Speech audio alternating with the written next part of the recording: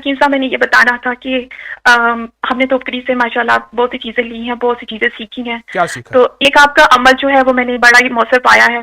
جو تو سارے ہی ہیں، ایک جس میں اگر آپ کی کوئی بھی ضرورت یا حاجت ہو تو اللہ اللہ یا اللہ ایک پیج پہ لکھنا ہے 100 جی کھانے بنا کے، اور پھر اس کو آٹے کے پیڑے میں ڈال کے تو مچھلیوں کو یا پانی میں ڈال دینا ہے. جی. تو یہ میں نے اپنی 2-3 مرادوں کے لیے یہ کیا تھا، اور میری ماشاءاللہ پوری بھی ہاں، ہوئی تھی. واقعی مرادیں پوری ہوتی ہیں، واقعی ہوتی ہیں.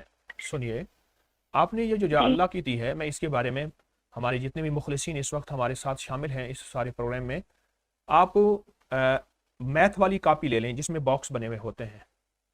اس میں ایک صفحہ روزانہ ٹھیک ہے. یا اللہ لکھیں مٹنے والی سیاہی سے، اور وہ ایسے ہے جیسے آپ اللہ کو درخواست دے رہے ہیں، اللہ کو درخواست لکھ رہے ہیں اپنے مسائل کی، اپنی مشکلات کی، اپنی ناکامیاں، پریشانیاں، الجھنیں.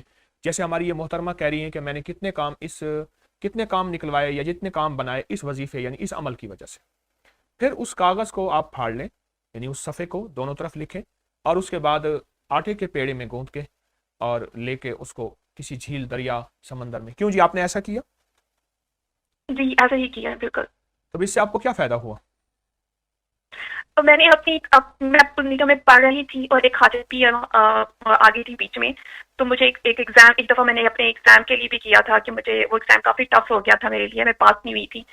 پھر یہ میں نے 2 دفعہ یہ عمل کیا تھا، تو وہ دونوں دفعہ میری جو مشکل آسان ہو گئی تھی، میں کامیاب ہو گئی تھی ماشاءاللہ.